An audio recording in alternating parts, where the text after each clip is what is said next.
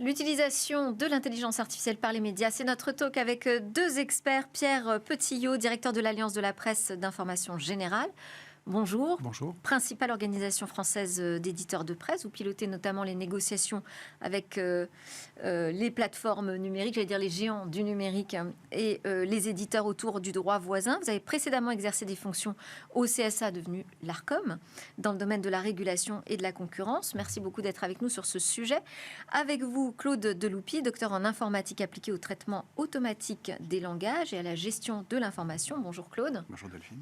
Co-fondateur de Syllabs. Alors Syllabs, moteur de rédaction qui permet de transformer des données brutes en texte et qui est particulièrement utilisé depuis plusieurs années par des grands médias comme Le Monde ou Radio France. Je voulais savoir déjà que vous inspirez cette vidéo de lancement qui a beaucoup tourné de Channel One AI qui promet donc une chaîne entièrement présentée, animée par des personnages virtuels, par des avatars et dont les données sont aussi compilées par des IA. Est-ce que ça vous a paru complètement loufoque? Ça vous a dit ça c'est le futur? Enfin, comment vous avez réagi? Allez, Claude. Oh, ce sont des choses effectivement qui sont faisables technologiquement. Donc, en tant que technicien, c'est vrai que c'est des choses que je trouve assez fascinantes et assez intéressantes. Après, en tant que citoyen, c'est beaucoup plus discutable, évidemment. Le fait d'avoir encore des présentateurs virtuels, pourquoi pas, je trouve ça que ça manque un petit peu de vie, évidemment, mais pourquoi pas. Mais le fait d'avoir des données traitées automatiquement, si elles ne sont pas vérifiées par des journalistes, si elles ne sont pas traitées par des journalistes, je trouve ça extrêmement dangereux. Évidemment. Alors, on ne sait pas trop finalement ce qui se passe derrière cette chaîne pour l'instant. On n'a pas énormément d'éléments. Ce qui est intéressant aussi, c'est la promesse donc, de présentateurs et de journalistes de terrain virtuels qui sont capables de parler toutes les langues et donc d'offrir une information ultra personnalisée. Qu'en avez-vous pensé ?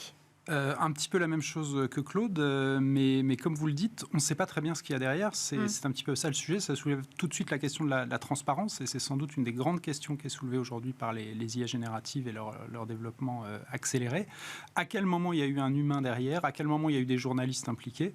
Et la réalité est quand même que pour qu'une IA générative produise un contenu, que ce soit un contenu écrit, un contenu vidéo, à un moment, il y a eu des contenus produits par des vrais humains. Elle s'est inspirée de vrais contenus produits par des vrais humains. Donc la question, c'est à quel moment, qu'est-ce qu'elle en a retenu, et est-ce qu'il y a eu, comme disait Claude, derrière un contrôle, une relecture par des journalistes du contenu. Alors, Pierre et Claude, je vais vous demander aussi de répondre à une question d'un téléspectateur, Fabien Reynaud, qui nous pose la question de comment l'IA est-elle utilisée déjà aujourd'hui pour faciliter ou améliorer le travail des journalistes. Pour le travail de recherche d'informations, les sources sont-elles vérifiées? Autrement dit, comment s'assurer que ce n'est pas une hallucination de l'IA? Il va un petit peu plus loin dans sa question que ce qui s'affiche. Alors là-dessus, ça fait très longtemps que les médias utilisent l'intelligence artificielle. Ça, c'est pas quelque chose de nouveau. Effectivement, rien qu'utiliser un moteur de recherche sur le web comme Google, c'est de l'intelligence artificielle au sens strict du terme. Mais après, j'imagine que là, on parlait un petit peu plus des derniers, de la génération de textes, par exemple, de l'analyse. Des IA génératives, oui. Donc effectivement, là-dessus, nous, ça fait maintenant 12 ans qu'on travaille là-dessus, et depuis 2015 qu'on génère des contenus pour les médias, donc avec Le Monde pour les élections en 2015. De notre côté, pas en utilisant justement les IA génératives. C'est ça, c'est pas les mêmes types de technologies. Nous, effectivement, alors du coup, rapidement, je vais faire une petite comparaison. L'avantage qu'on a, c'est que nous, c'est une IA qui est totalement explicable et transparente. Donc, on peut tout expliquer sans problème, et on peut garantir le résultat. La différence... C'est-à-dire, on sait quelles données on a mis en entrant dans cette technologie et expliquer le résultat à la sortie. Expliquer le résultat et garantir que ce résultat sera conforme à ce qu'on en attend. D'accord. Donc c'est pour ça que les médias peuvent publier. On a publié 350 000 contenus en 4 heures lors des dernières élections présidentielles, législatives, pardon. Et évidemment, aucun média ne les a relus. Là-dessus, donc nous, on garantit. Maintenant, on est un peu moins souple que les nouvelles technologies génératives. L'avantage de ces technologies, c'est qu'elles peuvent parler de n'importe quoi sans configuration. On pourra parler des problématiques de copyright. Donc pour les évidemment. résultats d'élection, on comprend, c'est assez simple. Finalement, vous allez collecter l'ensemble des résultats de tous les bureaux de vote. C'est ça. Et ensuite, c'est transformé en un texte. Il y a, j'imagine, un canevas général Oui, il y a dans des lequel scénarios. on remplace les résultats Exactement. et Alors, les noms des communes. C'est ça, c'est pas des textes à trous parce qu'il y a vraiment une scénarisation de l'information, mais c'est un peu ça. C'est un peu ça. À la Quand on différence passe aux IA génératives, pour Voilà, répondre quand même à Fabien qui nous demande comment est-ce qu'on évite ce phénomène d'hallucination. Eh ben, le problème, c'est qu'on ne peut pas l'éviter sur les IA génératives. Alors, je précise aussi que hallucination, maintenant, c'est là, donc on l'utilise, mais c'est pas le bon terme. Hein. On pourrait plutôt parler d'affabulation, c'est-à-dire le système a besoin de parler et quoi qu'on lui donne, il parlera, même si c'est faux, parce qu'il a besoin de parler. Mais on ne peut pas garantir à l'heure actuelle que ces systèmes ne publient pas quelque chose de faux. C'est impossible. Pierre, je souscris totalement évidemment à ce peut-être déjà sur la première partie, quel est le niveau aujourd'hui d'utilisation de l'IA par les médias? On va dire que par les médias, en tout cas pour la presse d'information que je représente, ou dont je représente une partie, il y a énormément d'intérêt pour l'utilisation des IA génératives par les rédactions. Il y a aussi beaucoup de prudence. Il y a beaucoup de tâches, de cas d'usage aujourd'hui qui relèvent du travail des journalistes, qui peuvent être effectuées par une IA générative sans beaucoup de dommages sur le contenu, sur l'éditorial, pour peu, encore une fois, qu'il y ait une relecture, une vérification derrière. Par exemple, ce qu'on appelle en bon franglais le text-to-speech, le speech-to-text, le fait d'aller saisir un fichier audio ou inversement, c'est des tâches, pour ceux qui les ont déjà pratiquées, qui sont très rébarbatives, pas très passionnantes et qui prennent beaucoup de temps. Quand le journaliste, par exemple, va tendre son téléphone pour enregistrer les réponses d'un invité, eh bien, plutôt que de retaper cette transposition lui-même, en fait, il confie ça à une IA. Exactement. On peut imaginer aussi des tâches de documentation, d'agrégation de données, comme vous le soulignez à l'instant. Voilà, il y a tout un ensemble de tâches qui ne sont pas journalistiques au sens strict, mais qui sont effectuées par les journalistes, dont on peut les libérer grâce aux IA génératives. Pour autant, il y a évidemment une question sociale qui se pose d'abord dans les rédactions, dans la relation des éditeurs avec les journalistes. Donc, les éditeurs y vont avec beaucoup de prudence, c'est une évidence. En tout cas, en France, dans d'autres pays, c'est pas forcément la même chose. Et puis derrière, il y a encore une fois une question de transparence. Ce qui fait votre métier de journaliste, c'est la capacité, et le métier des éditeurs de presse, c'est la capacité à s'engager sur ce qu'on publie et sur ce qu'on écrit, c'est la prise de responsabilité, y compris si nécessaire pénale. Donc il faut préserver ça, c'est la valeur ajoutée du journalisme et de la presse, et aujourd'hui c'est quelque chose qu'une IA générative n'apporte pas. Donc encore une fois, les éditeurs restent prudents, et ceux qui utilisent les IA génératives, et il y a un intérêt aussi des journalistes, des rédactions, il faut le dire, garantissent qu'il y ait de toute façon intervention d'un journaliste et relecture avant toute publication. C'est encore une fois ce qui fait notre valeur ajoutée. Mais donc contre ces affabulations, vous avez raison, c'est plus pertinent d'employer ce terme, pour éviter ces affabulations, ça veut dire qu'il faut aller tout vérifier. Est-ce que finalement on ne démultiplie pas le travail journalistique ? Alors, encore une fois, rien ne remplacera le travail journalistique de recherche de l'information, de recoupage, d'élaboration de l'information. Vérification des sources. Voilà, aussi. Vérification des sources. Ce que je pointais, c'est vraiment des tâches un petit peu techniques, annexes au journalisme, qui peuvent être assez facilement, encore une fois, remplacées par une IA générative. Mais dans tous les cas, oui, il faut être capable de recouper et de s'engager sur ce qu'on écrit. Sur la démultiplication des tâches ou de nouvelles tâches ? En fait, moi, j'irais quand même un petit peu plus loin parce que effectivement, ces IA qui prolongent des choses qui existaient déjà avant, text-to-speech et autres, mais ces IA, en fait, pour moi, sont extrêmement utiles pour faciliter le travail, même un travail intellectuel complexe. Un journaliste qui doit préparer une interview sur un sujet très technique qui n'y connaît rien, et c'est normal, ça fait partie du boulot. En utilisant ces IA, on peut aller beaucoup plus vite dans la préparation du travail, dans la compréhension du domaine en question. Donc pour moi, c'est pas simplement pour des tâches de petites mains qui ne seraient pas un travail journalistique. Je pense que ces outils devraient être utilisés, devraient même être enseignés en école de journalisme pour justement aller plus vite, plus efficacement et plus loin, à condition effectivement de bien prévenir que le journaliste reste totalement responsable de ce qu'il fait, et s'il y a fait une erreur et s'il la retranscrit, c'est la faute du journaliste. Alors, il y a aussi le cas de vidéos qui sont créées, produites par des IA génératives à partir d'informations produites par des journalistes. Je pense à Brut qui s'est lancé dans ces vidéos générées par des IA génératives. Quel est votre regard là-dessus, à tous les deux, Pierre ? C'est un peu tôt pour dire ce qu'il y en est. Alors moi, je représente surtout la presse écrite qui se met aussi de plus en plus à faire de la vidéo, mais qui n'en est pas là, en tout cas, qui aujourd'hui produit de la vidéo faite par des humains et pas par des IA génératives. Donc on verra ce que ça donne avec le travail de Brut, mais il est un peu tôt pour se prononcer. Alors, pourquoi pas ? C'est une expérience intéressante. À partir du moment où on le flague, oui. Enfin en tout cas où on le précise, bien évidemment. Oui, ou à partir du moment où les choses sont totalement contrôlées, Oui, c'est mieux de le préciser. Est-ce que c'est absolument nécessaire? Ah, vous dites Je ne pas sais pas. forcément? Oui. C'est toujours pareil. En fait, c'est l'éternelle discussion qu'on a eue, nous, en interne. Est-ce qu'on devait forcer nos clients à préciser que les textes qu'on génère sont publiés par une machine? À partir du moment où, dans les médias, il y a des sujets qui ne sont pas importants, qui ne sont pas signés, si nos sujets ne présentent pas une opinion... Mais ils sont quand même toujours signés, ou par la rédaction, ou par une dépêche. Non, pas forcément. Un bulletin météo n'est pas forcément signé dans un média. Donc, nous, on produit des bulletins météo. Pourquoi faudrait-il dire ça a été produit par une machine? Donc, le point, c'est de savoir ce que véhicule la vidéo. Si la vidéo véhicule effectivement... Nous, on a par exemple toujours refusé de faire des textes ayant une opinion politique, même pour des résultats, même pour un média qui avait une orientation politique. Donc, si on reste sur quelque chose d'extrêmement neutre et qui n'a pas de conséquences dans ce qui est dit...